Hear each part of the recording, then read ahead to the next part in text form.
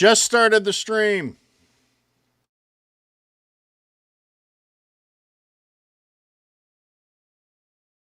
In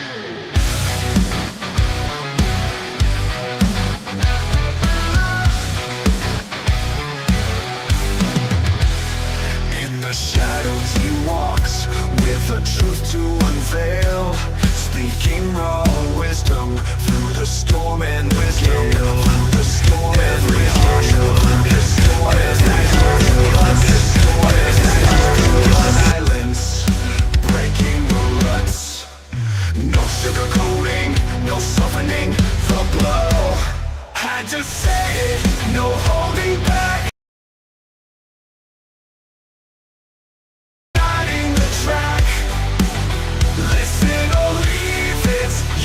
Tonight, Aaron's the storm, he's ready to fight.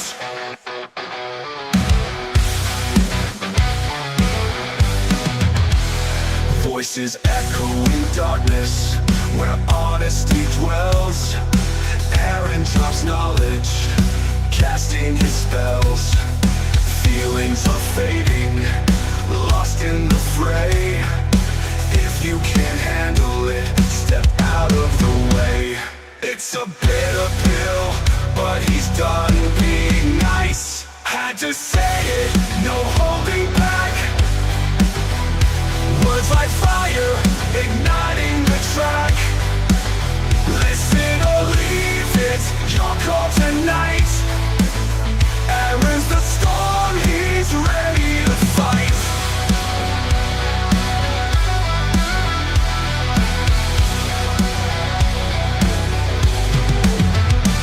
It's a bitter pill, but he's done being nice. Had to say it, no holding back. Words like fire, igniting the track. Listen or leave it, your call tonight. Aaron's the storm, he's ready to fight. So brace yourself tight, prepare for the quake. Aaron had to say it, the truth won't break.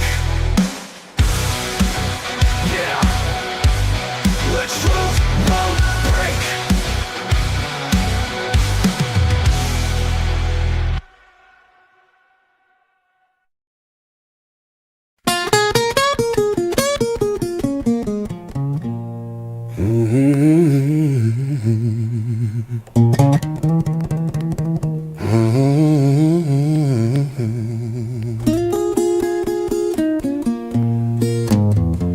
I had to say, or else it would just go unsaid. Yeah, I had to say, or else it would just go unsaid.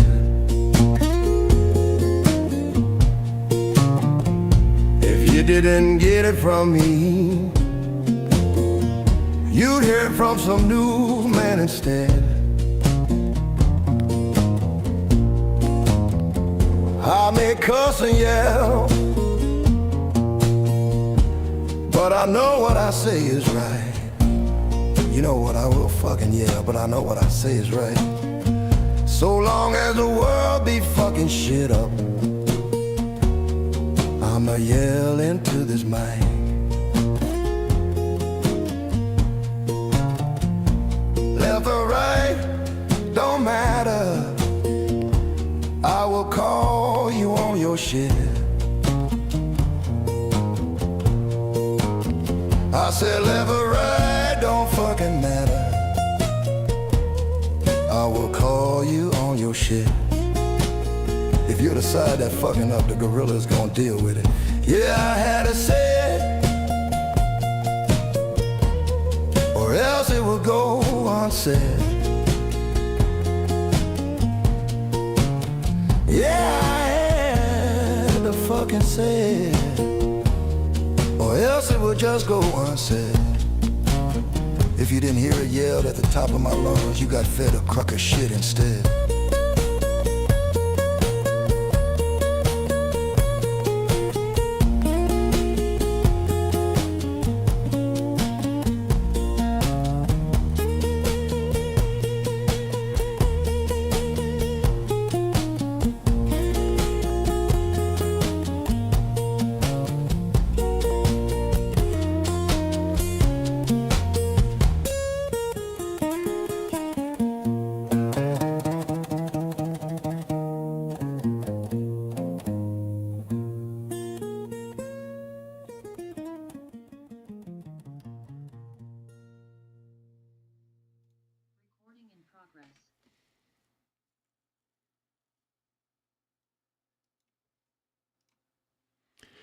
Hey everybody, welcome to another episode of I Had to Say It. So we're going to start it as we do by saying to Iceman, Jason, Javier, Fitz McShane, El Jefe, El Devlin, El Morte, to the guys from the Weather Report, to Billy G, to the Walt from the B-Rob Podcast, to Kate, the Duchess of New Jersey, to Boomer Bob, to George Fonts of the World of Blaze Podcast, to Josh from New Hampshire, and to the most recent addition to the list, Bill, the owner of Clockham Craft Coffee.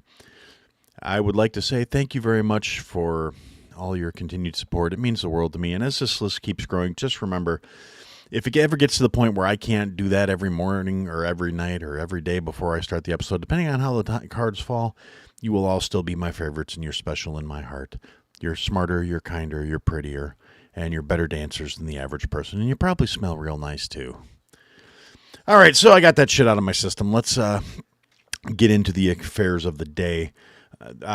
It's been one. It's been a case of another just shit show of a week. Things are still going sideways. Things are still stupid. You know, there's inflation is still a thing.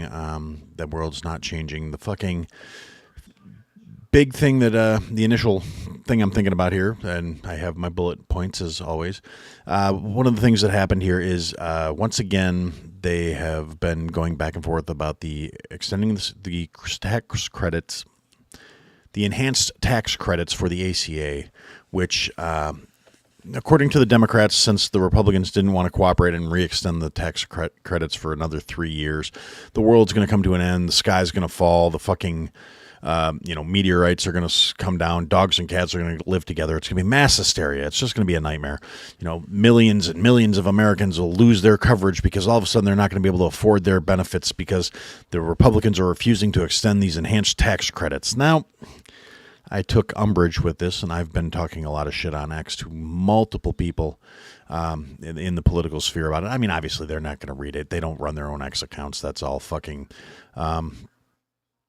it's all just ridiculous. I'm sorry, Cody. You're right. They're subsidies, not tax credits. It's... my brain is in a very weird place today. I've been spamming X with a lot of abuse towards people, and I'm probably conflating some of my arguments on different subjects. No, the tax subsidies, the subsidization of the utterly horseshit Obamacare, Affordable Care Act, whatever you want to call it, it's a shit policy. It always has been. I remember when it was enacted, and my insurance coverage got worse, costed more, and it was all to subsidize people who couldn't get coverage on their own fucking merit. And I take umbrage with that. Now, the only thing I did like about the ACA was when it removed the prohibition of insurance companies refusing to cover people if they had a pre-existing condition, because pre-existing conditions could cover a whole lot of shit depending on what kind of a doctor you had and how they wanted to word things when they were submitting paperwork to get paid. But at the end of the day, not refusing to insure somebody because you think they're going to cost you too much money is kind of a shit move. Now, the other side of that is, again, all these subsidies that are going to be expiring, they were put entirely in place through the I don't really want to call it through Biden era spending. It was, the repackaging of the Green New Deal. That's all it was. And I refuse to call it anything other than that. So, but yeah, under the Biden administration, they enhanced the tax subsidization of the ACA to the insurance companies because of the COVID situation. And it was a case of they extended another chunk of money to the insurance companies, which they initially did through the original passing of the ACA, because they mandated, they basically destroyed the competitive market for health insurance, and the coverage got worse, the cost went up, and that was a direct result of the fucking bill that they passed. And they've been kicking that shit along since Obama, and now, with the COVID bullshit, they decided to add additional subsidization. So the insurance companies, because said they were losing money, even though they're still posting record profits because of COVID and all the extra medical care people were requiring, and the fact that they were subsidizing people getting the jab and all this other ridiculous horseshit that, again, continued to line the pockets of the insurance companies. That's what it boiled down to. And they set in, when they passed the bill putting these subsidies forward, they set the timeline for them to be sunlit or, sundowned. And the thing about it is, it was all passed without a single Republican vote. It's purely, wholly, and in its entirety a Democrat issue. every yammering leftist talking head on social media, every fucking media outlet, every fucking politician with access to fucking social media that's on the left is trying to blame this on the Cheeto dusted fucker and blame it on Republicans because they won't cooperate and they won't say that, oh, well, you know, we don't care about American healthcare. And that's their whole thing. It's never facts or logics with these fucking people. It's emotional appeals to, they say things to evoke emotional reactions because they don't have logic, numbers, or facts to back up their positions. All they have is emotional appeal.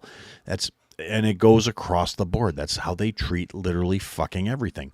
So it's, oh, well, they don't care that Americans aren't going to be able to afford their taxes. They don't care. And that's the big leftist talking point now is affordability. Nothing's affordable under Trump. They don't care if it's not affordable for you because they're all millionaires and billionaires, and that's all they care about.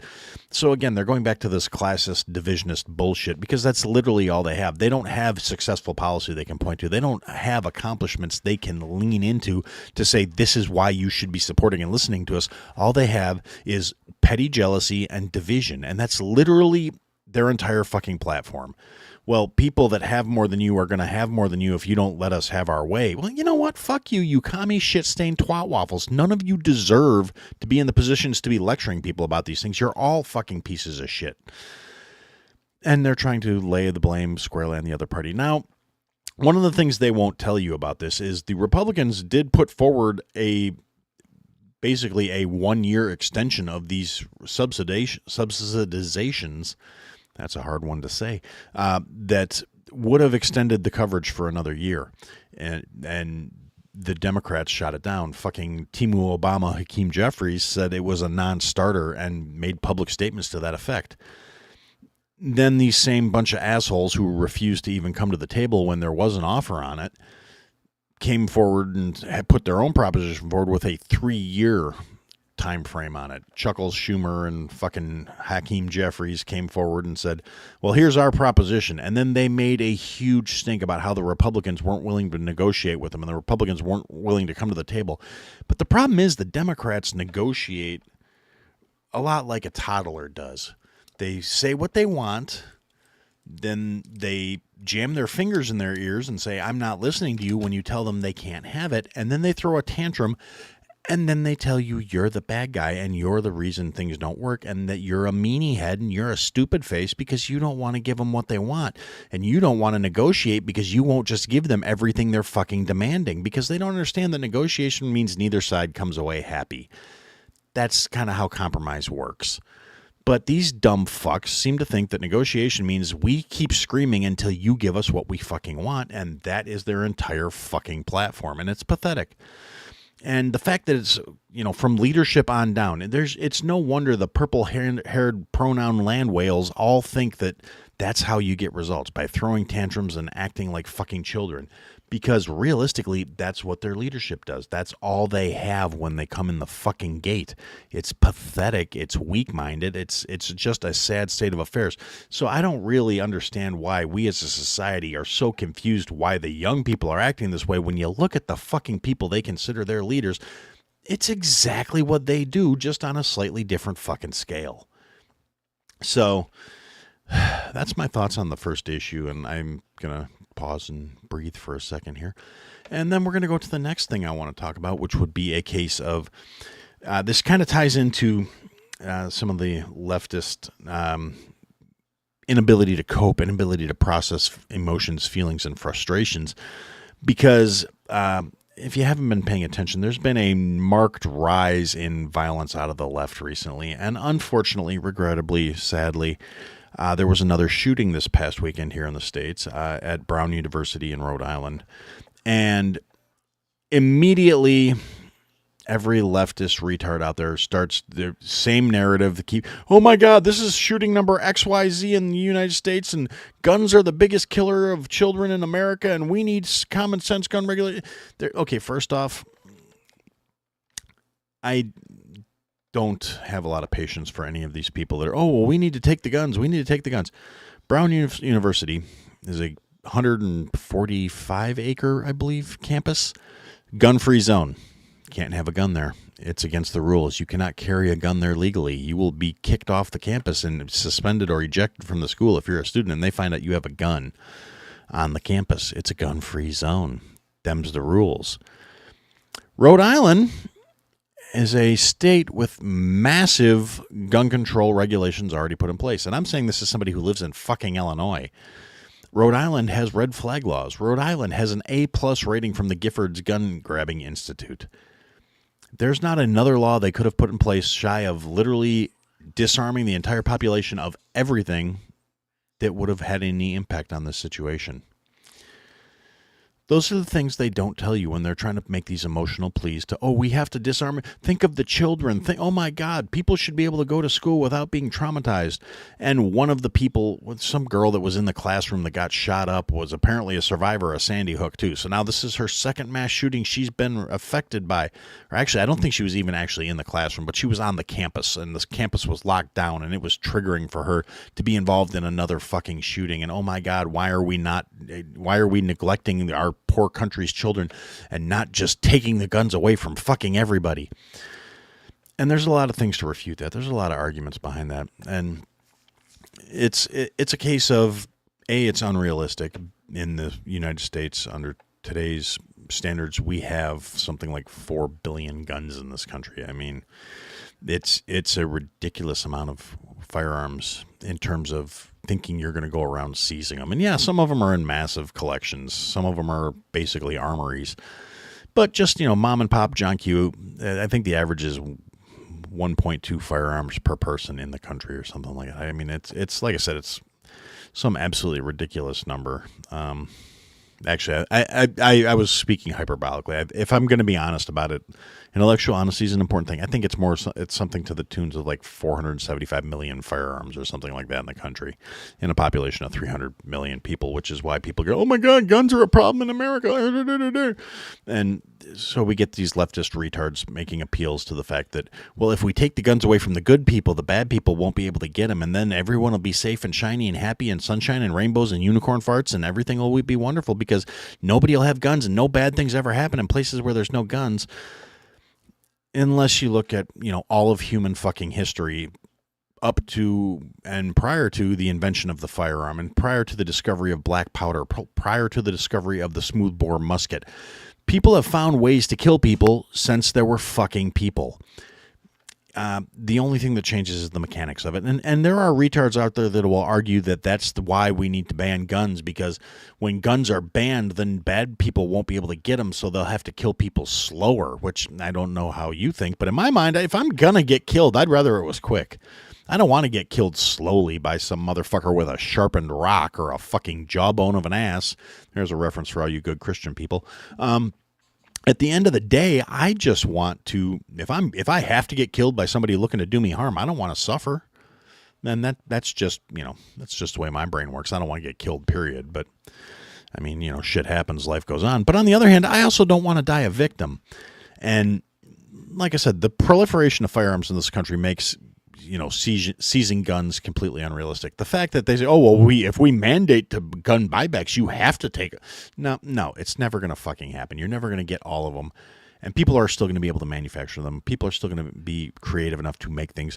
And more importantly, all you have to do is look at the instances in every other fucking country on the planet that has tried to disarm their populations, that has disarmed their populations, that has outlawed guns, that has outlawed private citizens owning firearms without going through massive fucking hoops and jumping through rings and, having to moonwalk backwards, which for the reference, moonwalking backwards, it means you're walking forward, but you got to make it look like your feet are sliding. So at the end of the day, you look at these countries where, they don't have, this is our 375th shooting in this country, and to add fuel to the fire, there was a mass shooting in Australia where they have extremely draconian firearm ownership regulations in place. The shooting in Australia, which left like 60 people between dead and wounded. It was like 46 wounded and 14 killed. There's numbers in that ballpark. You guys know I'm not a detail guy, but so a mass shooting that involved 60 people dying, and we're going to come back to that because I do have more things to say about that. But And people are trying to compare the two, like, oh, well, in America, this is their 375th mass shooting. In Australia, it's their second for the year. Well, yeah, they're trying to say, well, that justifies, taking all the guns from the law-abiding people and creating an entire culture of victims because they didn't have as many mass shootings. Now, if you want to look at different metrics, how many people were stabbed? How many people were shot? How many people were assaulted? How many people were beaten? It doesn't reduce the violent nature. It just reduces the fucking mechanics of it, and it's utterly stupid. And, like I said, it creates a huge victim population. There is no reason in this fucking world that the case that went on in Australia should have gone on for as long as it did or allowed as many people to be hurt as it was. Because it was a couple of guys with ISIS ties using bolt-action fucking rifles from a bridge. There is video circulating on the internet of one of the gunmen shooting over the top of the bridge with a bolt-action hunting rifle that was taken with an iPhone with a clear line of sight from probably about 35 feet. Real easy shot if it was a situation where somebody had a handgun and was just there. But on the other hand, another thing that's not discussed by the gun grabbers is the fact that when you're in a society where people are disarmed, the people are going to go out and do bad shit are very much emboldened because they know people aren't going to be able to stop them. They're much more cautious. An armed society is a polite society. It's one of those things that's a saying that's actually true. And at the end of the day, if you don't know who's carrying, you're going to think twice before you start trying to just take out everybody's fucking lives. People say it's like, oh, well, that's bullshit. That's more guns doesn't mean more safe, or else the United States wouldn't have so many mass shootings. The overwhelming majority of the mass shootings are in gun-free zones or places where law-abiding citizens won't have a firearm because those are what are known as soft targets. Those are places where bad people can go do bad shit knowing it's going to be an extended period of time before there is a reaction they're going to have to be concerned with. Knowing the likelihood that some good guy with a gun is going to stop them is very minimal until the cops show up. And the average police response time is anywhere from 10 to 20 minutes, depending on the size of the city you're in and things like congestion and traffic and factors like that. Which is going to bring me back to the shooting in Australia on Bondi Beach, to provide some context here for those who might be living under a rock and haven't heard about this or just don't follow the news the way I do. The affair going on Bondi Beach in Australia was to celebrate the first night of Hanukkah. It was a Jewish celebration on the fucking beach, which ties back into the fact that two guys were shooting at it have ties to ISIS. They were Muslims. They were there to execute fucking Jews. There's no nice way to put it. Anybody who's been pointing that out today has been accused of being Islamophobic, which is going to tie into the third thing I'm going to talk about here, but we're not there yet. So back to the point. The shooting in Australia on Bondi Beach, where a pair of father-son duo of ISIS sympathizing Islamist Muslims, they were there. They were seen by plenty of people. Like I said, there's great footage of the fucking massacre because there were plenty of people close enough with fucking smartphones to take pictures and take video. And it's the internet. It's the Wild West. Once it's out there, it's out there. So you can find it if you want to go look. Maybe when I start taking these live streams more seriously, I could have video popped up. But I'm not that guy yet. But the video's out there. The information is out there. You know what else there's video of out there? The female police officers who were responding to the shooting a half hour after the incident was reported. It took them a half hour to get there. It was like 10 miles. It took them a half hour to make the trip. Waving her arms around, flailing about, and then hiding behind a car when she realized the gunman could shoot at her.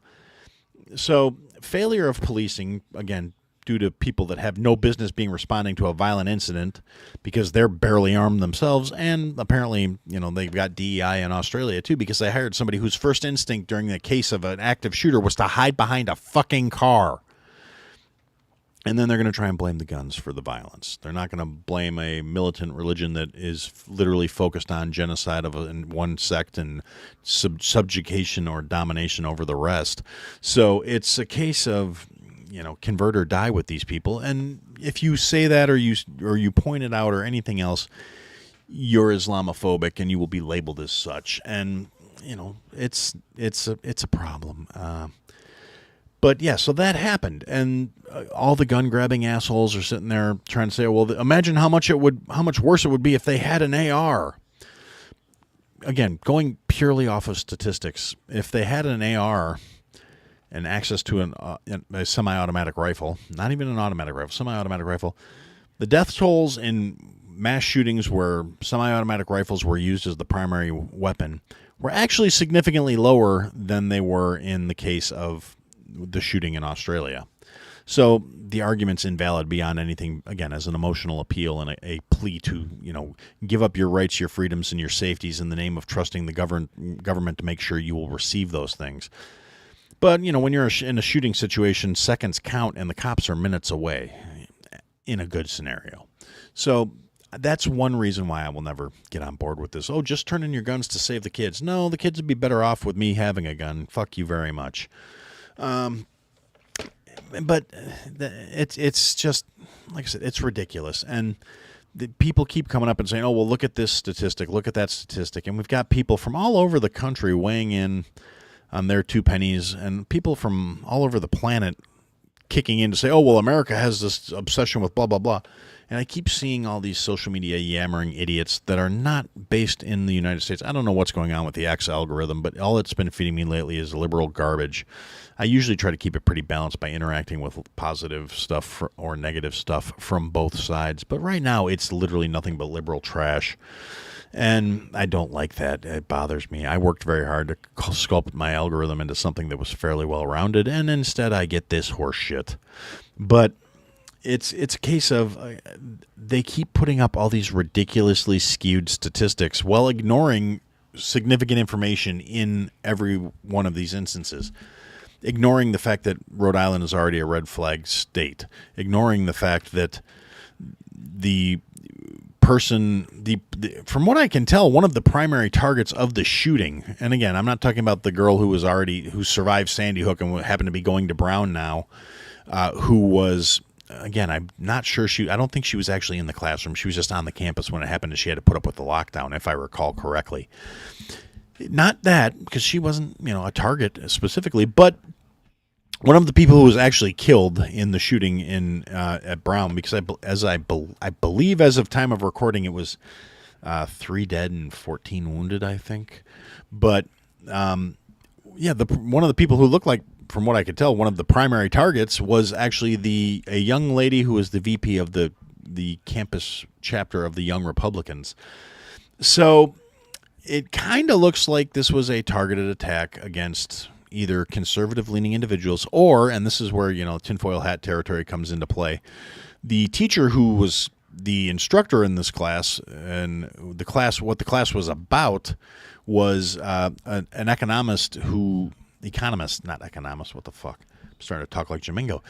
It was an economist who was primarily focused on fiscal things involving Israel and the study of the impact of aliens, migrants, illegal aliens, whatever you want to call them, on different economies with a focus on migration in Israel and its effect on Israel's economy.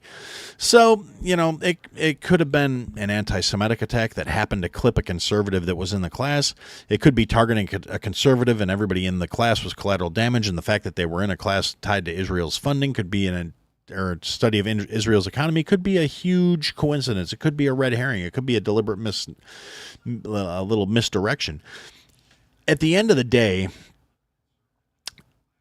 it's another case of violence that was most likely perpetrated, and they haven't caught the person yet either, which is suspicious for multiple fucking reasons, one of which being the amount of cameras on Brown's campus is obscene, but they couldn't get a good still of the fucking shooter. That's the best footage. They had a person of interest in custody, and they were real quick to jump. Oh, a young white guy, and and they similar 2 guys with similar names. One from Wisconsin, one from I forget where the other kid was from, but the one guy was former military, and the other guy was just some schmuck who was into social justice and a bunch of left-wing causes. So, no reason why somebody with a bunch of left-leaning tendencies would want to shoot a conservative individual or a classroom full of Jewish-themed studying by a Jewish professor. Nothing sus there at all.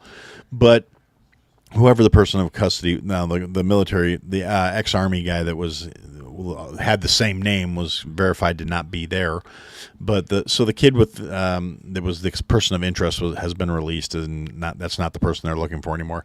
The footage they've released is a very distant shot of a guy with a hat where you can't see his face, wearing a hoodie and black pants, and it's a fucking pathetic excuse of surveillance from a campus that is crawling with fucking cameras based on what everybody who's familiar with the area says. So it's a lot of it's hinky. It stinks on fucking ice. And you get the coffin surfers who were immediately out here screaming for gun control because, oh, why are the kids going to die and blah, blah, blah. And it's ridiculous. It just leads to more infringements without actually looking at the deeper root cause of where all these problems are fucking coming from, without addressing the fact that these things continually happen on soft targets. Because if you remove the instances of like gang violence from the statistics, and you remove the instances of where it was an altercation between two people that had a prior history and they knew each other, the numbers become overwhelmingly apparent that these kind of things happen in places where you're not allowed to have guns. Now, like I said, people who are going to do this shit are going to do this shit regardless. They don't value human life. They obviously don't give a fuck that you're telling them you can't bring a gun here. And they do it because they know it's a spot where they're going to be able to cause more chaos, more damage, and more mayhem before there's any kind of response. Because they're either going to have to wait for the cops to show up and stop them, or they're going to be able to do whatever they're there for and abscond and leave. Because in a lot of cases, when it's somebody who's suffering from a mental break of some sort, it's either a combination of a cry for help, pay attention to me / suicide by cop, because they're not planning on getting out alive, or it's a case of the cops show up and put them down, and then later you find their notebook full of crazy scribblings and their fucking admission that everything is evil because it's all the horse shit that was drilled into their brains by the fucking leftist shittards that they idolize, and you get a simple wrap-up. Now, in this case, the shooter shot the people and fucked off, which, I mean, I'm not a cop, I'm not a detective, I'm not a profiler, I'm not a fucking expert in anything, but to me that seems more personal to me. That seems like it wasn't a random occurrence. It wasn't a random act of violence. It wasn't a mass shooting just for the sake of a mass shooting. That's somebody with a fucking itinerary and an agenda who wants to go on and live out their fucking life. It's not somebody who said this is going to be my last great act to make a fucking statement, or they would still be there when the cops showed up, fucking barricaded in there and making a huge body count so they could get notoriety for doing something horrific. The fact that the shooter came in, shot the place up, and fucking left, to the way my brain looks at the world, says this was, like I said, this was an agenda. There was a point, there was a goal in mind. There's probably some collateral damage involved in the shooting, but the point was to take out one specific individual. So we need to start looking at the people who are actually deceased from this horrific tragedy.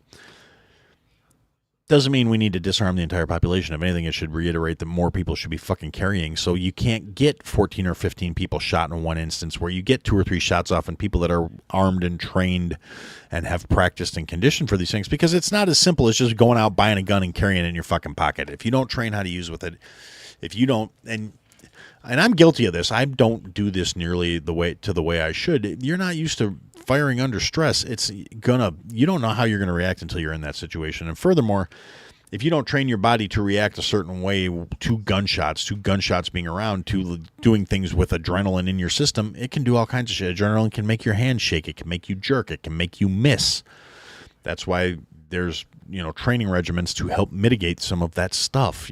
Doing push-ups and then shooting right after you get done doing a half a dozen push-ups, because it dumps enzymes into your body that will react kind of like stress hormones. There's all kinds of stuff out there, and there's things you could, there's resources to look it up and find out about these things, but I'm not going to go into all of that right now. It would be silly. But the stuff does exist, and it's out there if you want to take the time to go fucking look for it. And it's realistically, I think it's something people should be doing. This should be a thing. It should not be an oddity. It should be the norm. And now I'm getting messages. I don't want messages.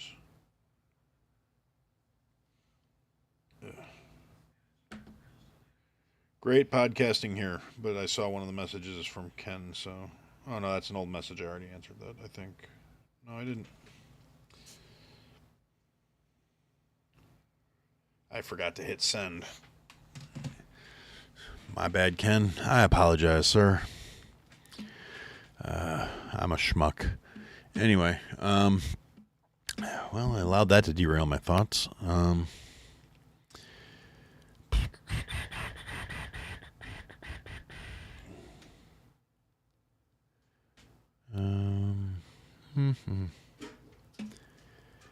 Anywho's it's where was I?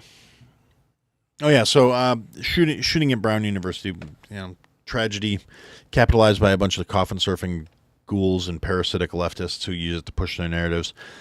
Anybody who's struggling to put this through a common sense filter, let me explain to you like this. The people that are robbing you now would be way fucking worse if they knew they could get it without chance of somebody going crazy and putting one in them. The Second Amendment was not written to protect your rights to hunt deer. The Second Amendment was written to protect your life and your fucking freedom. Anybody who wants to infringe on that or fucking take that away from you is not your friend. You don't have to like guns. You don't have to feel comfortable with guns, although you should. You should get familiarized with them. You should get comfortable with these things. You should learn how to deal with the stress and the reaction from the noise of them going off around you. But if you don't feel comfortable with it, I understand. I'm not going to judge you for it, but I'm also, I'm not going to give up my guns to make you feel better either. So that's where we're at. I mean, prime example in my own family, my mother hates guns. She hates the fact that I have lots of them. She hates the fact that I'm excited every time I get a new one. So I don't fucking tell her. But at the end of the day, she'd be real thrilled if I had one and something was going sideways when she happened to be around me. Because she might be a little opposed to him, but she's not unrealistic. So anyway, that's kind of my thought on the whole gun situation. And then we're going to take a little break from that. I want to address something else, and then we're going to come back to something a little more inclined to get me in trouble with people, but I don't care. So the thing I want to talk about now is over the weekend also, Rob Reiner and his wife were killed. And I have lost most of my respect. I mean, I respected him as a director. He made good movies. As a human being, I thought he was a fucking retard. He held some of the most deranged fucking bullshit, drank the Kool-Aid stances on shit when it comes to the Cheeto-dusted fucker in Washington. And had absolutely abhorrent, made an effort to lead campaigns against Donald Trump.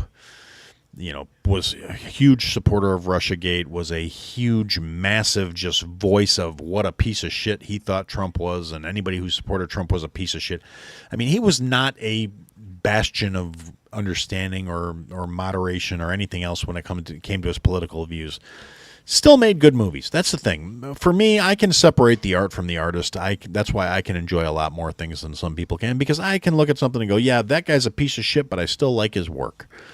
And it's not always the best way to handle things. I admit there are some people that should probably be just completely ignored and shunned and told to go away. But I honestly think most people, in the terms of, especially when it comes to our entertainment, should simply be told to shut the fuck up and do your job. Nobody cares what you fucking think. At least that's the way I tend to view things in this situation. And so Rob Reiner and his wife were murdered. It's a sad state of affairs, especially when you come to find out the person who killed them was one of Rob Reiner's sons. Now, I don't know anything about the situation. I don't know if we're going to find out Rob Reiner was a shitty person who spent his entire, child's youth molesting the kid or beating the shit out of him or keeping him trapped in a cupboard a la Harry Potter, letting him out 1 hour a day to get exercise in the yard. I don't fucking know. I've never cared enough about his personal life because I'm not one of those people who thinks my entertainment should also be the central focus of my fucking life. So I don't know. I don't know what the motivation behind it was. I'm sure it'll come out at some fucking point, but for the time being, I don't know. And honestly, I don't fucking care. It was a horrific thing. Anytime there's fratricide and patricide, it's a terrible thing. It's never a good sign when a kid kills their parents. There has to be some serious shit going on, or you have to be raising one sociopathic little bastard of a child. And Rob Reiner's kids were grown-ass adults, too. That's the other thing. It's not like it was a teenager who was lashing out. It's not like it... I mean, maybe his kid's a junkie. Who the fuck knows? I certainly don't. But for whatever reason, kid came in, killed his parents. And ironically enough, because Rob Reiner, huge anti-gun guy too, did not use a firearm to do it. Stabbed his parents to death. Now, say what you will, and again, this is me. I'm not a professional. I'm not a psychoanalyst. I'm not a case study person. But I do understand violence. I do understand doing things like stabbing somebody takes a whole different level of violence to really do that. If that's your approach to how you want to kill somebody, particularly in a time and age where we do have things like firearms and, you know, other ways to get rid of people that you don't like, particularly if they're your fucking parents, you have a degree of vulnerability that they will maintain around you that makes it real easy to find a lot of different ways to kill them. I mean, you could, you know, cut their gas line. You could poison them. You cut their fucking brake lines. They're your parents. They probably aren't going to get all sussied out if they see you hanging around the house. Or maybe they would. I don't know what Rob Reiner's relationship with his kids was like at all. But I do know, like I said, being familial affords a certain degree of familiarity, and stabbing somebody and slitting their fucking throats is a real up close and personal way to do somebody in. You have to have a real fucking hate on to do that kind of shit to somebody that you've known your entire fucking life. There has to be a degree of contempt and, like I said, loathing and literally like actual hatred to do something that fucking violent, or you have to be fucked up out of your mind. One of the two. So, yeah, Rob Reiner, Meathead is fucking gone, dead and buried. I as much as I couldn't stand the fucking guy, I never wished him ill like that. I didn't say, you know what? Yeah, Meathead should be die. I disagree with a lot of fucking people without wishing them dead. Not that I'm some holier than thou good individual, because I also will wish 19 people dead on my drive to the interview I have to go to tomorrow, because I get horrible road rage. But that's people pissing me off directly through their actions and interfering with my day-to-day, so fuck them. Now, but in all seriousness, as much as I disagreed with Rob Reiner and pretty much everything he believed in, I never wished ill upon him in terms of, having his own child murder him. And I would never, go out and make an obscenely stupid post about how he was a shit human being that pissed off everybody around him, and he probably, that might have had something to do with it, or at least strongly imply that him not liking me had something to do with it, which is what the Cheeto Dusted fuck in D.C. actually did. That guy, Trump, took to Truth Social and basically went off on a 2-paragraph tear about how Rob Reiner had terrible TDS and he was a shitty human being and he was a hack of an artist, it's not surprised he pissed a lot of people off with this constant bitching about Trump, and rest in peace, Rob, and what's her name? I can't remember his wife's name at the moment. And it's like, fucking Donald, you could have taken the high road. You could have just said, hey, it's a shame they're dead, I didn't like him, and left it at that. But oh no, you got to make it all about you and how his TDS might have contributed to him getting killed. In what fucking world is a kid going to kill their parents because they don't like you, you arrogant fucking twat? I mean, I've said it before. I'll say it again, just in case anybody missed the message. I'm not some MAGA cultist. I don't worship the sun that comes out of the golden god's ass. It's not the case. He's not above reproach, and in this case, he really fucking missed. He fucked up. He did the wrong thing. It was not a good look. It was not a good flex. It was pathetic. Barron needs to take daddy's phone away and put some fucking parental control software on there so he can't tweet without somebody opening his phone for him or some shit. I mean, seriously, it's fucking ridiculous. It's irritating because it just gives the leftist retards more ammunition, and it's impossible to refute it without coming off like a piece of shit yourself.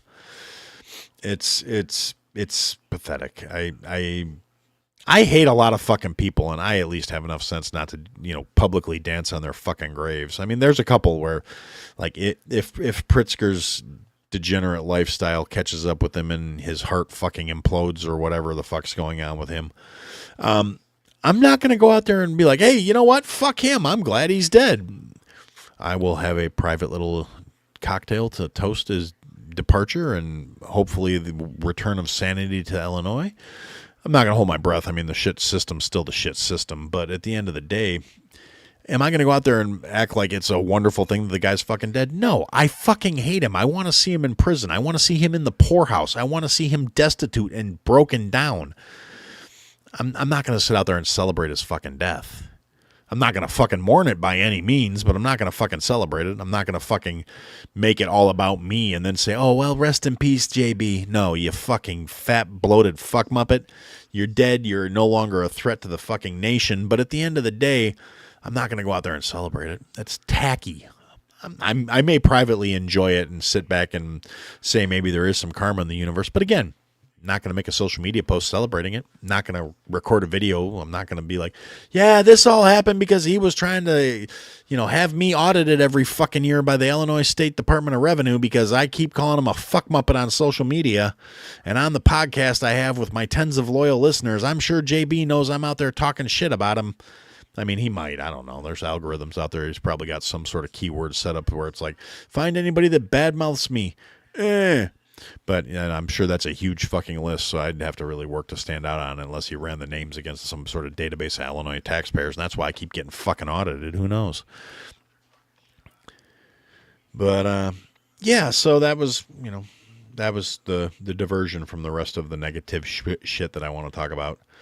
Which brings me to the other thing I want to talk about, and it's a case of...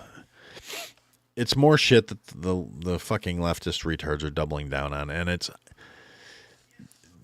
ties into the whole, again, they're trying to say like, oh no, they're the real Americans now. That's their new stance. We're the genuine patriots. We're the real Americans. We actually stand for what the country's supposed to mean because we don't think we should have laws or borders or regulations. We think every degenerate third world piece of shit should be here, and we want to impeach Hegseth, and we want to impeach RFK, and we want these people out. We want Trump's appointees gone. If they had any dignity or civility, they would have resigned already. Again, because these assholes don't like them, not based on any merit, but just based on name calling and saying they don't like things that they're doing. And so we get this entire mentality of, oh, well, thanks to RFK Jr., measles is on a spike and it's at the highest numbers it's been, and we may lose our status as a country where it's been eradicated. Now, again, these are emotional appeals, loosely based in reality in terms of they point to a number of the number of cases of measles from an outbreak in Texas and a couple other cases across the country where, yes, all of a sudden a disease that has been basically eradicated in this country, again, due to vaccinations, actual vaccinations, not... the ridiculous shit like the mRNA jabs and all the other horse shit they're trying to force on people. The measles was wiped out because it was an actual live virus vaccine that was designed to do what vaccines are supposed to do if you're talking about the classical traditional definition of a vaccine. And it was from a time before there was a vaccination schedule for children that was, by the time they were 14 months old, they've had 21 inoculations, which is fucking ridiculous.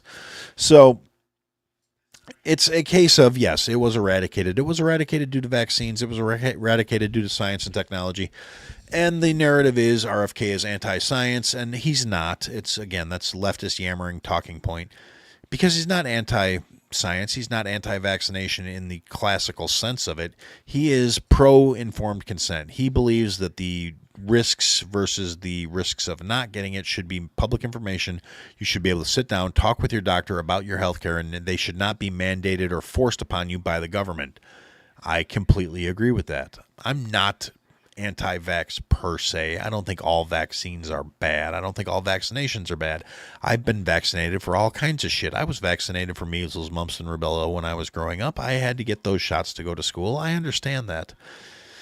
What I was not given was 21 vaccinations before I was 14 months old. What I was given was not a bunch of shit that was only necessary for fucking treating diseases that children shouldn't be getting. You shouldn't be having to give a 2-day-old Hep shots unless their mother was a whore and had a virus herself. You shouldn't be treating kids for Hep C. It's fucking ridiculous. But that's where we're at in this country. And the people who are saying that holding that belief makes you anti-vax and anti-science are delusional fucktards because they're not looking at actual facts. They're making emotional appeals. These are the same people who are pointing to these numbers saying there's been 1,900 outbreak or measles cases in the United States in the last 4 years. Well, what else happened in the last 4 years? We imported 20 million third world refugees into this country that were let in unvetted, unchecked. Most of them are probably unvaccinated and disseminated into the population of the country. All the areas where these measles outbreaks have happened have been in areas with high illegal immigrant populations. The two things, and people, oh, well, correlation is not causation. No, but in this case, causation is probably fucking causation. It's pretty safe to say when you have a disease that was eradicated in this country and you let 20 million fucking dirty third world motherfuckers who don't have hygiene, don't have vaccinations, don't have good medical treatment, there's a really good chance that you're actually reseeding that fucking disease into your population. I'm not a complete isolationist, but you can't just have anybody coming in willy-nilly and expect good shit to happen.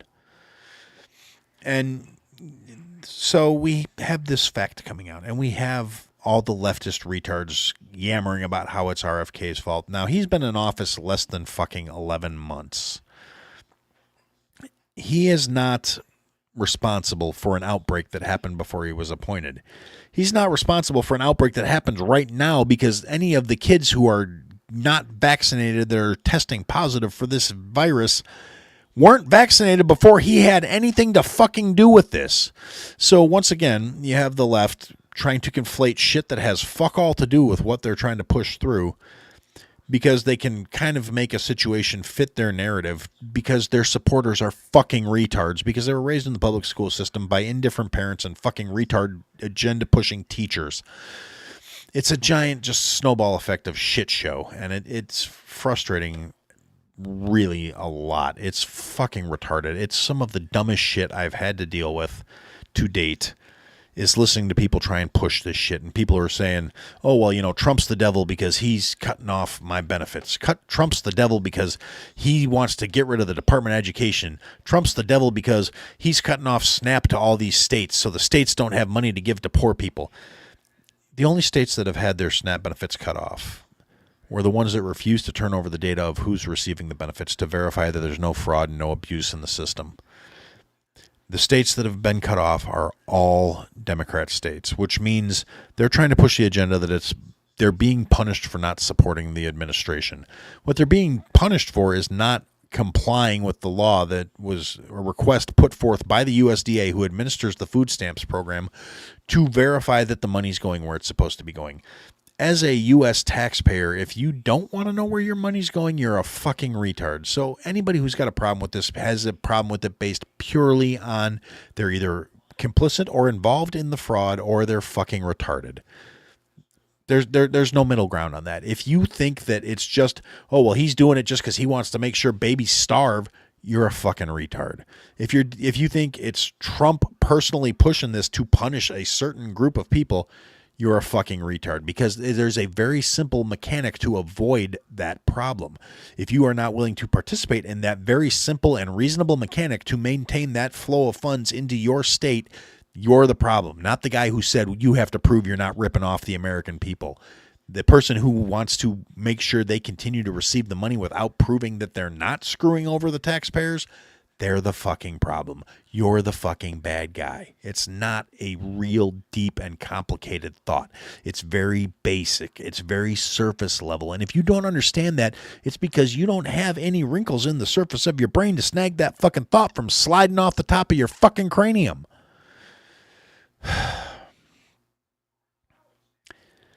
And so that brings me to the next thing I'm going to bring up, and it kind of ties into the whole everybody, Orange Man bad, everything that's wrong in the country is his fault.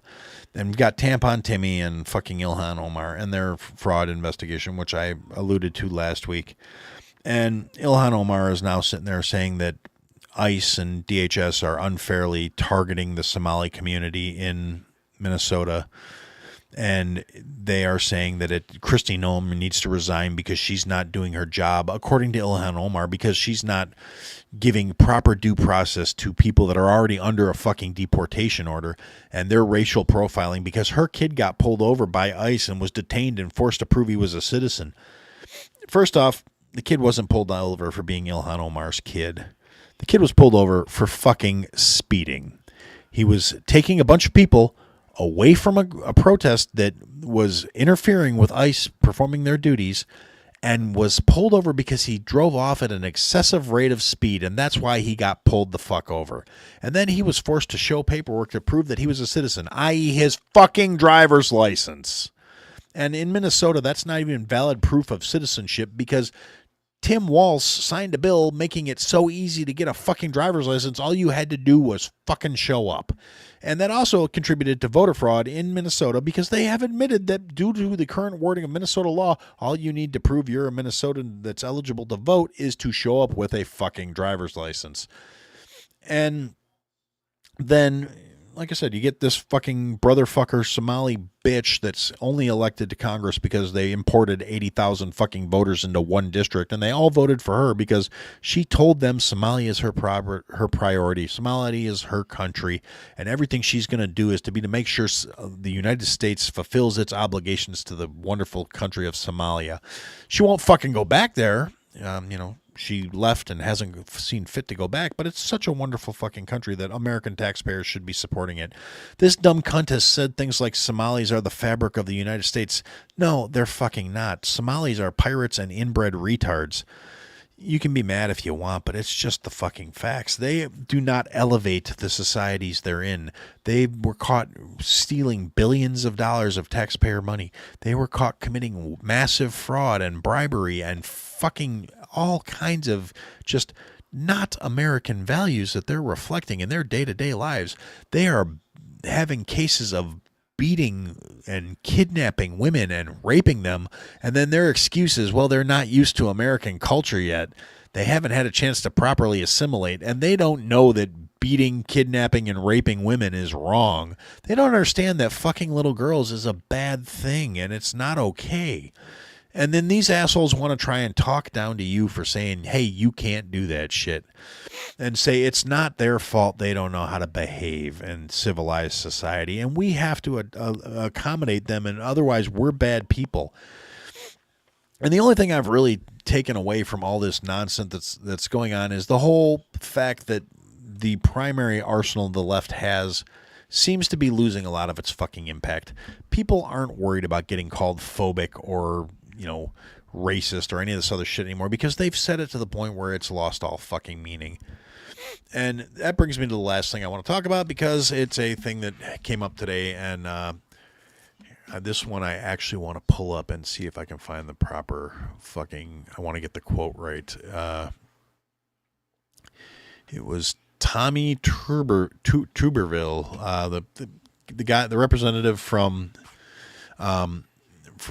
Alabama, who, let's see, where is, I had it here, motherfuck, my feed refreshed, I had it open on my X feed, and now it's not here.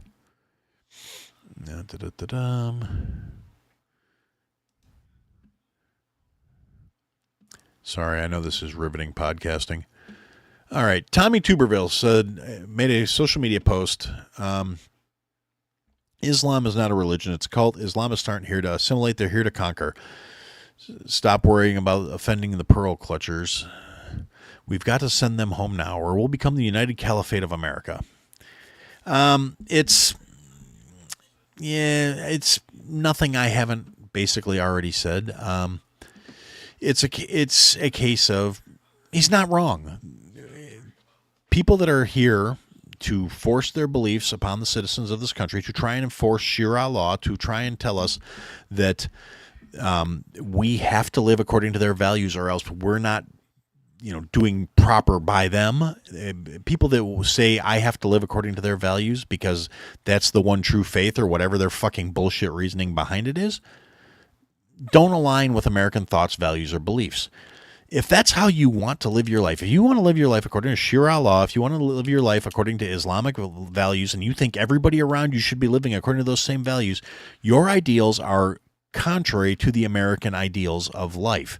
You need to get the fuck out and go to one of the 52 existing Islamic countries on the globe because your idea is not aligned with American values.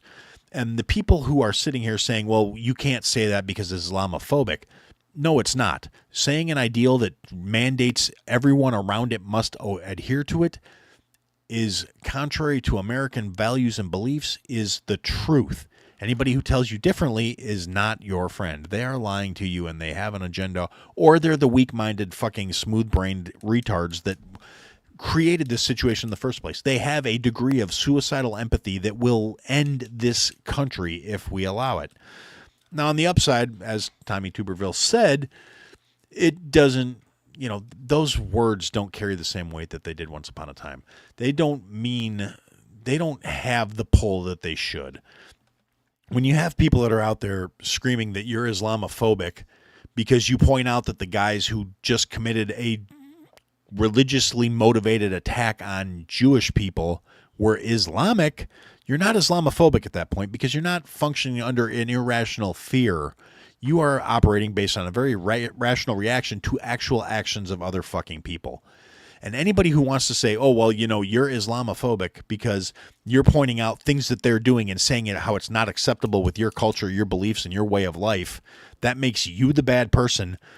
They lack the cognitive ability to understand the Islamic people who are saying this shit and saying you're Islamophobic for calling them out for it also lack the ability to process and understand a cultural difference from what they believe is acceptable. They're the exact same fucking thing, but for some reason it's okay when these shit-skinned third world motherfuckers say it, but when I say it as an American citizen, I'm an asshole. So it's kind of nice to see that I'm not the only one who's looking at things from this perspective. And yeah, it's entirely possible somebody's going to be, oh my God, you're Islamophobic. No, I'm not. I have no problem with people that want to practice Islam as long as they show me the same consideration with the fact that I don't fucking want to. And unfortunately, the religious leaders, the imams, all the fucking people that are any sort of figurehead in this faith have repeatedly said publicly on record and on video that that's the ultimate goal, is that they will enforce their beliefs upon society. When you have Dearborn, Michigan, that is basically a conquered city at this point, you have the mayor of Dearborn, who is an Islamic, telling a U.S. citizen who was born and raised here that he is no longer welcome in the town he grew up in because he thinks Islamic street signs are not appropriate in the United States, when he thinks that they should not have a street in Dearborn named after a actual terrorist.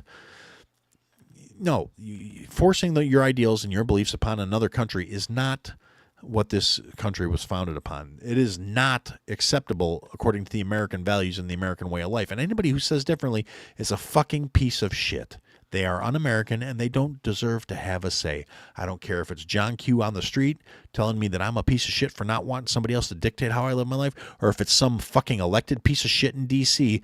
who's fucking sitting there saying, oh no, you're Islamophobic because you pointed out that a fucking Islamist fucking extremist killed a bunch of Jewish people.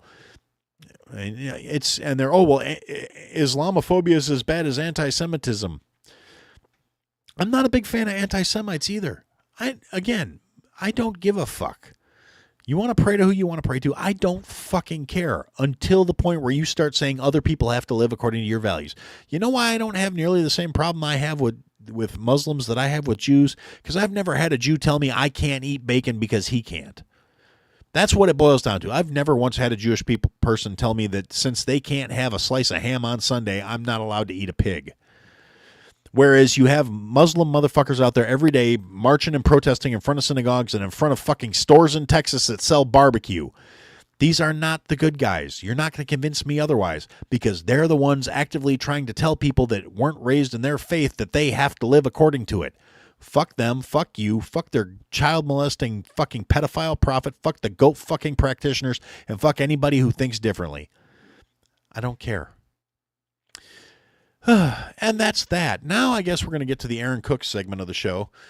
And something that came up on the Discord, which if you'd like to join the Discord, go to ihadtosayitpodcast.com, click on the link, and there is a place there to find a link. You can join the Discord. You can be involved in what is actually a very quiet, calm Discord server most of the time. But there is a section there where you can bring up things that you'd like to see me talk about on the show. There's also a section on there which is behind it's the only section I believe on the paywall, that will let you get access to the Zoom chat if you want to chat with me live during these live streams. which, granted, it's not quite as cool as it sounds because, yes, you can hop in the YouTube channel and chat there too, but that's on a delay. The Zoom's live real time, and also if you're cool enough and you say something funny enough in the Zoom meeting, I might bring you on out to, be part of the show. And, plus also I'll think you're much cooler. But even if you don't want to, shell out them ducats, you can still get in on the Discord server, and there's a section there says, "Hey, Aaron, do an episode about this." And in that section, Bill, our most recent Patreon supporter, did mention that he would like to, have me start doing a segment that kind of ties into the cooking segment about, talking about different, proper knives, proper equipment to use while you're cooking. So I'm going to be integrating that too. I just want to actually put together a little better plan for that. But yes, in keeping up with the idea of adding, recipes to every week, we are going to do one here. Shit, I closed it. I'm having a fantastic day. I'm batting 1,000 here.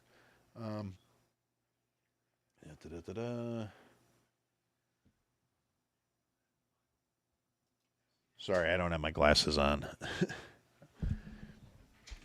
Because my new glasses still haven't shown up. So while I'm waiting for the file to pull up here, I will go off on that little particular tear.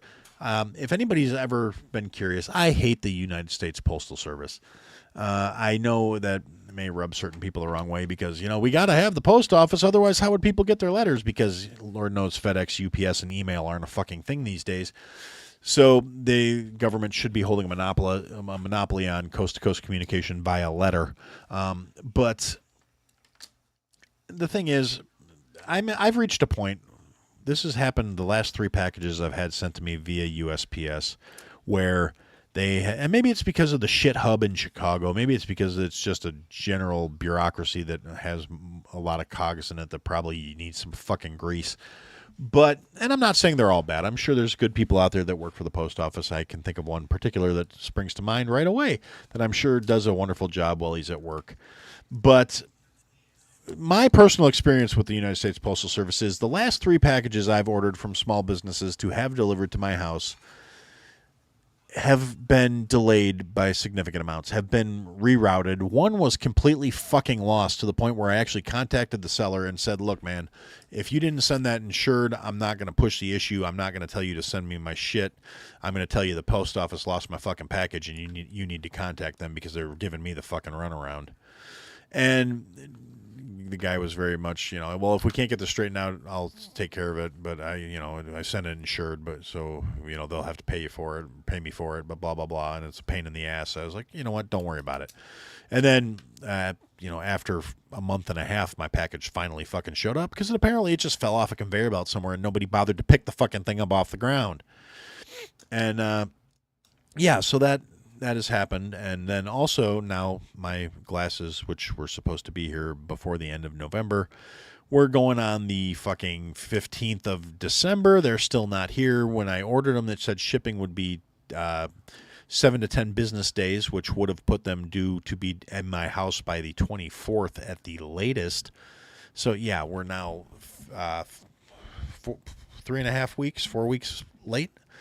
And, it's, again, it infuriates me, and I understand that a lot of businesses use them, the small businesses do, because their rates are a little better than FedEx or UPS.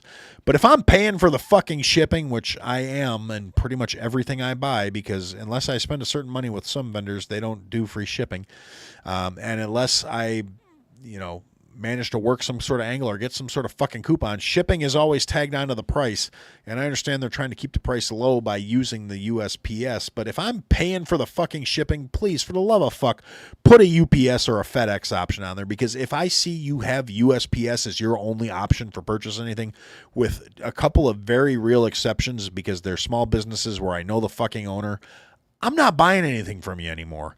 That is a deal breaker for me. It has gotten to that fucking point because, like I said, I was supposed to have my glasses by the 24th. It is now going on it'll be the 16th tomorrow, and they're still not fucking here.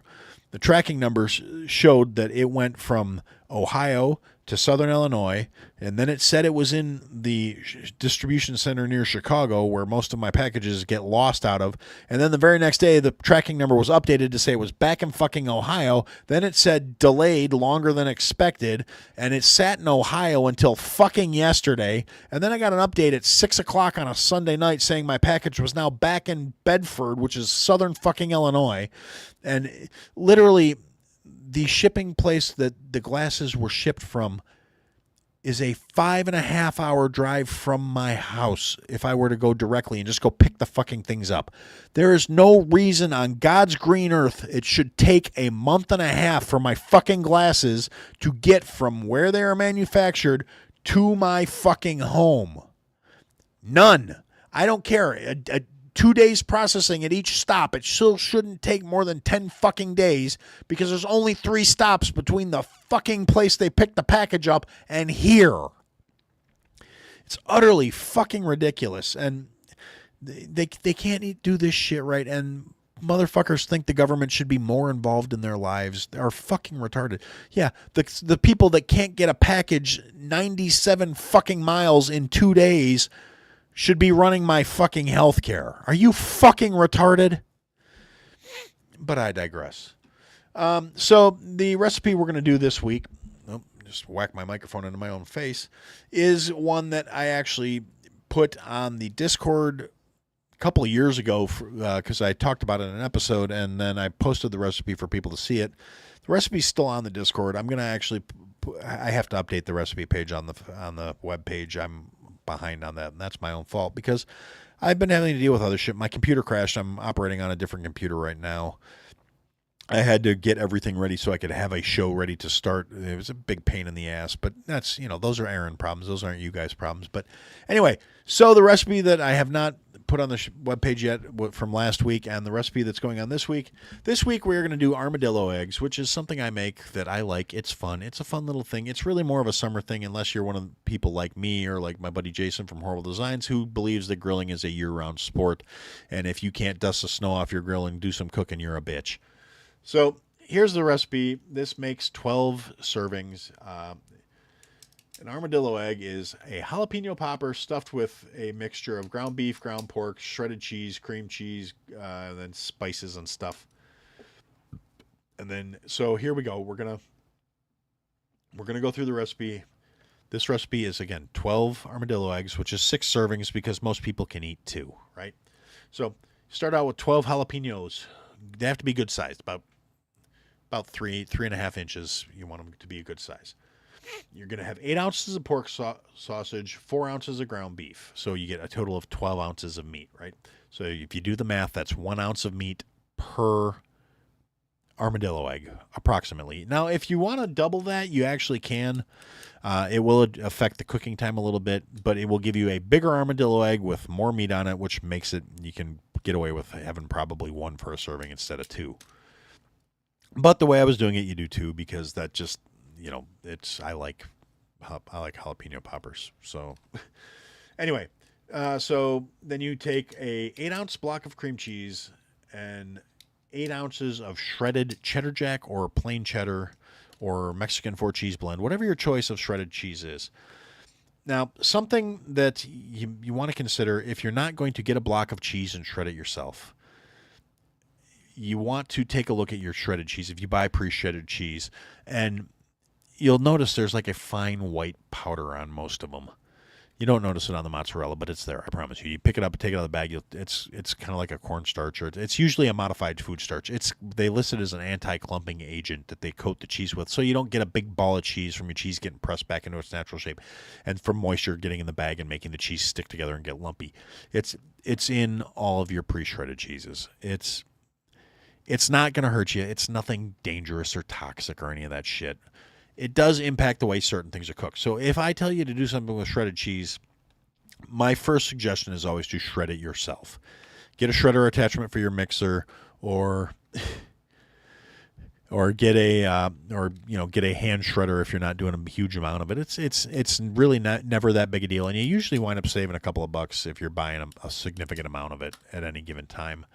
But if you're in there for the convenience, go ahead, by all means, buy the pre-shredded shit. But And if you don't do it, this will impact how the final result happens. You should either rinse that shit off and don't drown it, but just lightly rinse it, shake it in a colander or in a strainer, or a mesh strainer, so you can rinse off a little of that coating, because it's going to affect the texture of your finished product. Because when it melts, that fucking anti-clumping agent doesn't melt, and it goes into whatever you're making, and that's why sometimes you'll get like cheese sauce, or you'll get things with melted cheese on it that have a little bit of a grainy texture to them.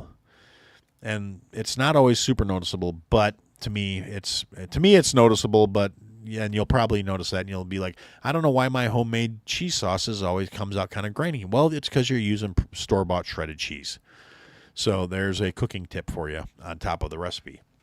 But anyway, so back to the recipe. So you take your shredded cheese, and you take your cream cheese, and you soften your cream cheese. You do that by you let it sit on the counter while you're doing all the other fucking prep work for this job, right?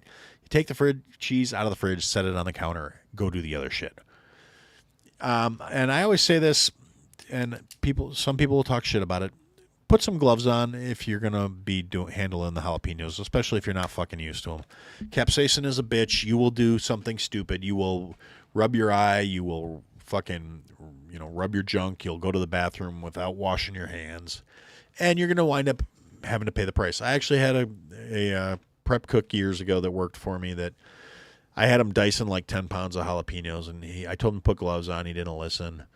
And then he decided he had to go take a leak, and he went to the bathroom, and about 30 seconds after he went in there, we all heard him scream because he got jalapeno juice in his pee-pee hole, and it hurt.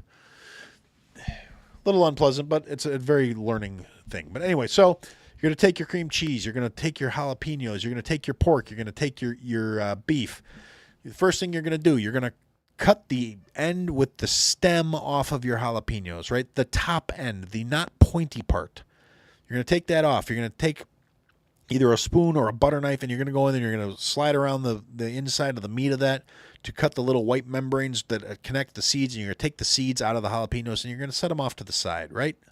So then after you do that, you're going to take your ground pork, your ground beef, and you're going to take a 1/4 teaspoon of granulated garlic, 1 teaspoon of crushed red pepper flakes, 1 teaspoon of kosher salt, 1/8 of a teaspoon of cracked black pepper, 1/4 teaspoon of ground bay leaf, and 1/4 teaspoon of rubbed sage. And you're going to combine those all together in a fucking bowl. You are going to mix them until they are thoroughly mixed through, but you don't want to overmix it, because the more you beat up your meat, the less it's good.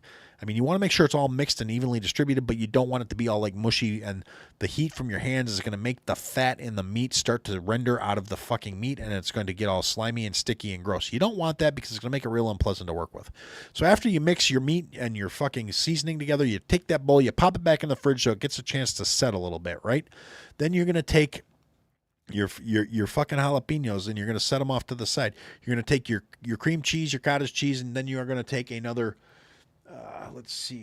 another 1/2 teaspoon of granulated garlic, and another one.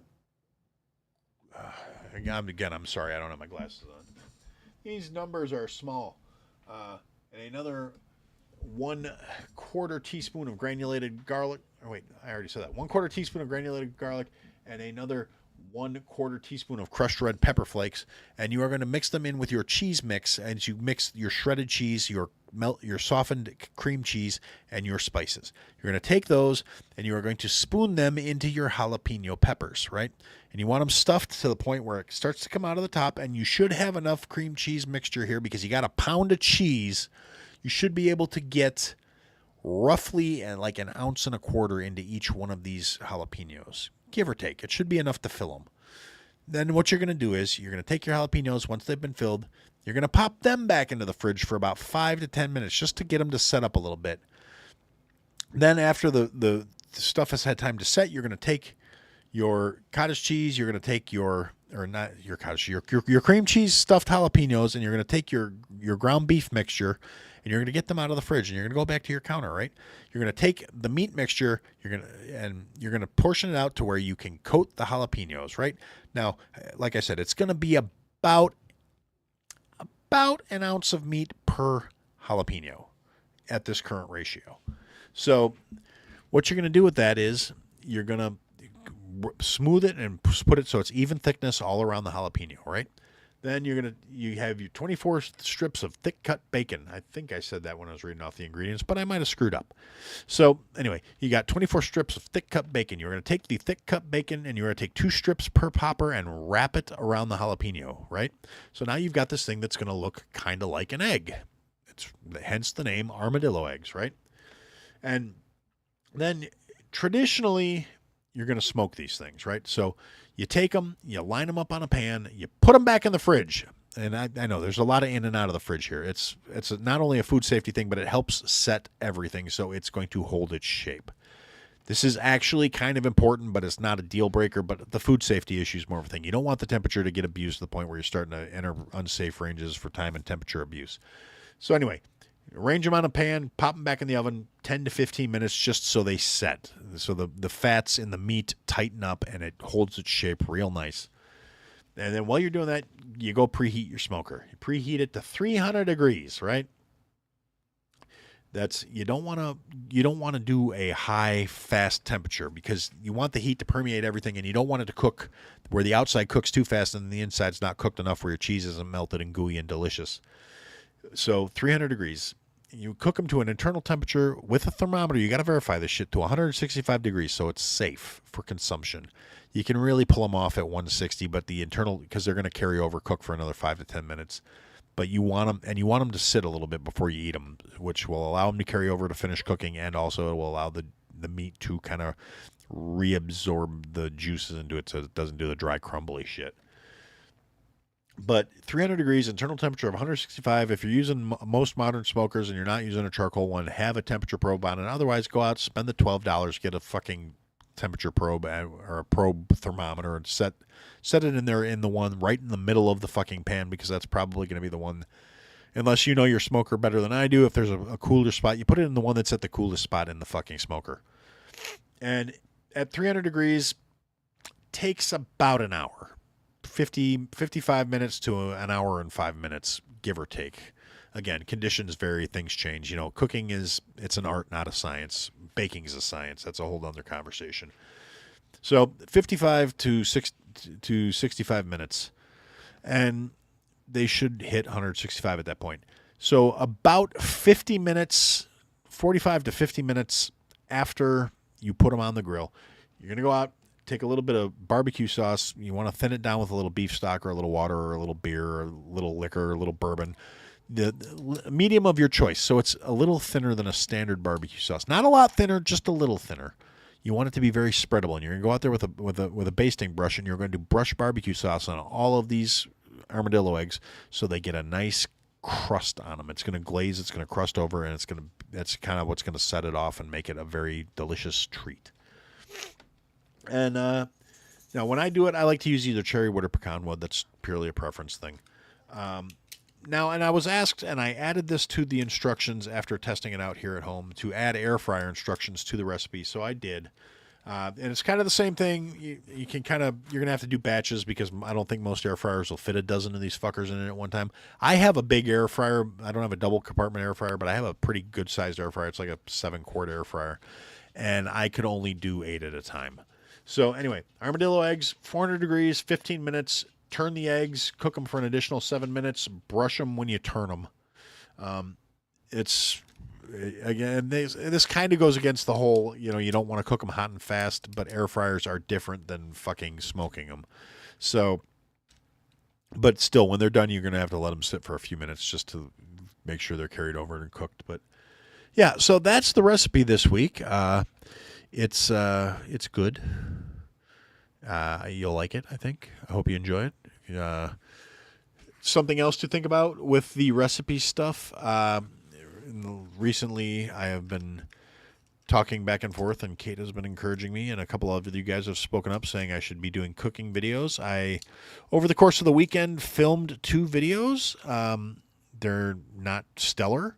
They're not anything like some of the stuff we discussed. It's not a critique or comparison against another person's recipe. One kind of is, actually. The first one I'm going to probably post is one where the first video that was suggested on the Discord server was an Alton Brown meatloaf recipe suggested by Bruce.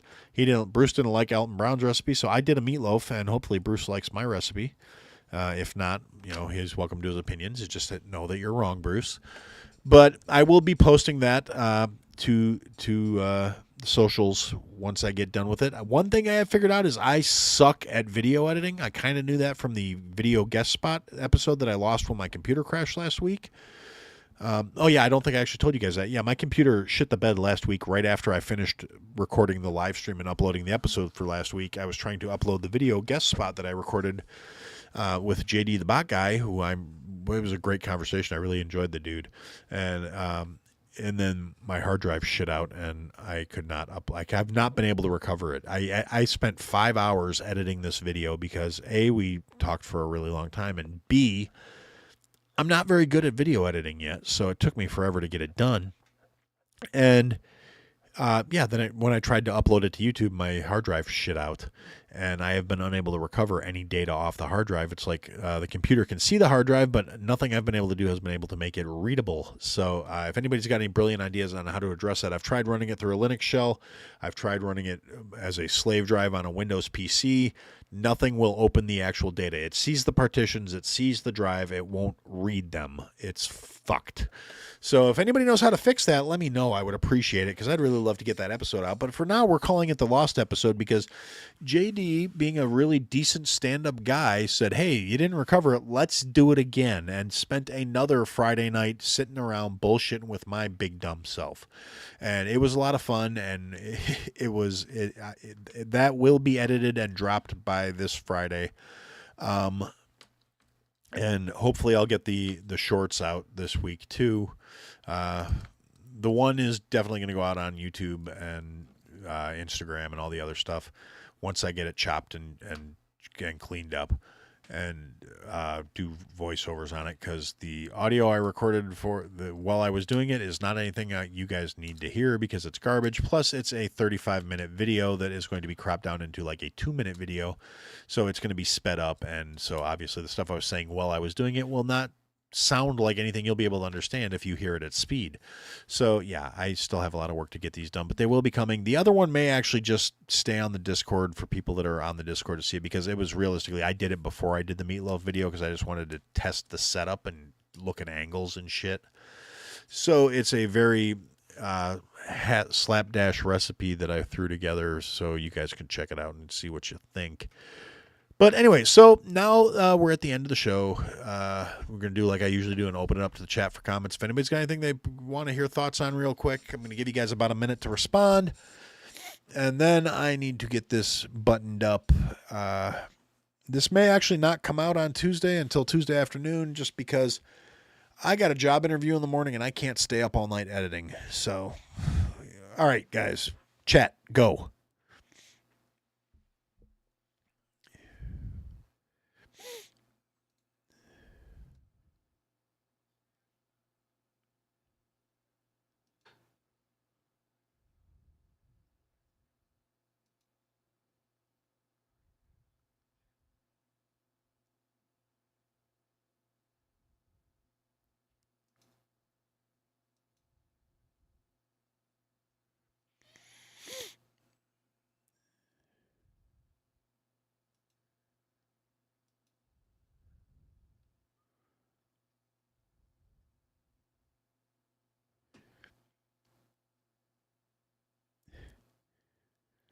Shauna, you don't count.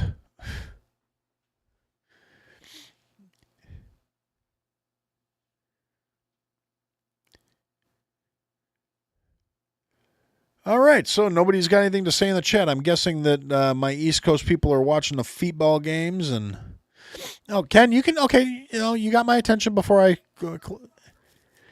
closed out. What you need, brother?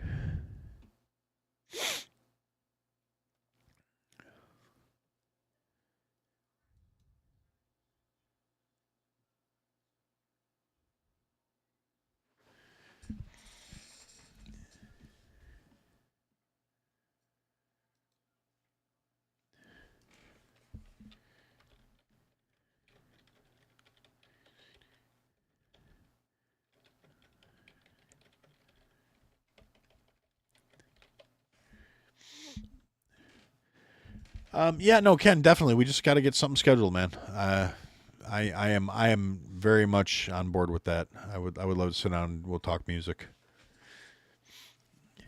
Now, if you want me to perform anything, that's going to be in a whole different conversation because I got to rebuild all my chops. I haven't picked up a horner in years, and my guitar's broken, and it sits there in the background just because it looks cool. But the neck's cracked. I got to buy a new neck for it because I tried fixing it and it won't stay in tune.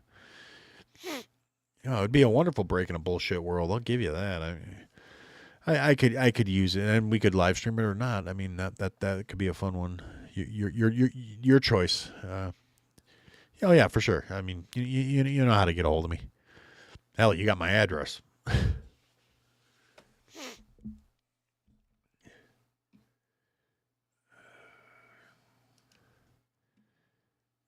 right. Let's see. Oh, there's a comment in the Zoom window that I had closed. Oh, that was Bruce telling me he's dropping out. He'll catch the rest of the show on audio. Yeah. All right. Well, I guess at that point, all right. Oh yeah, Bob just hopped back in the chat. Yeah, I'm still talking, Bob. We're kind of wrapping it up. I was asking if there's anything in particular that I talked about or I missed that you guys wanted to hear about. We're at that part of the night, so I'll give you a couple seconds to answer since I know there's that 30 or 40-second delay, whatever it is.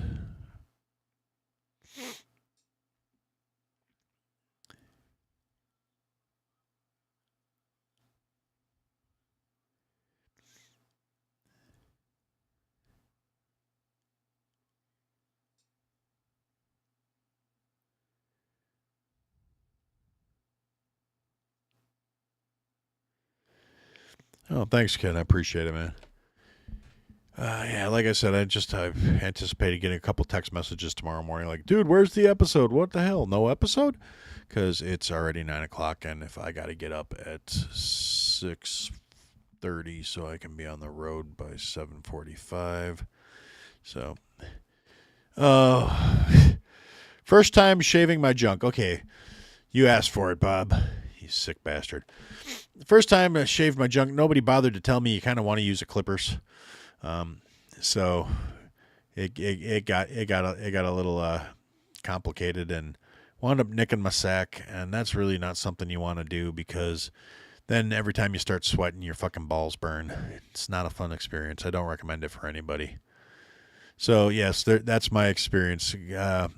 You could go buy a trimmers. I'm not sponsored by that one company that was sponsoring every podcast under the sun for a while because for some odd reason when I applied they didn't reply with a positive. They were sponsoring every other fucking show I interacted with, but I couldn't get a contract with them, so I will not say their name. But yes, go out, buy yourself a little electric trimmer with a guard. Crop that shit down before you decide whether or not you want to go completely balls ass smooth or not, because otherwise you'll nick your junk and that hurts.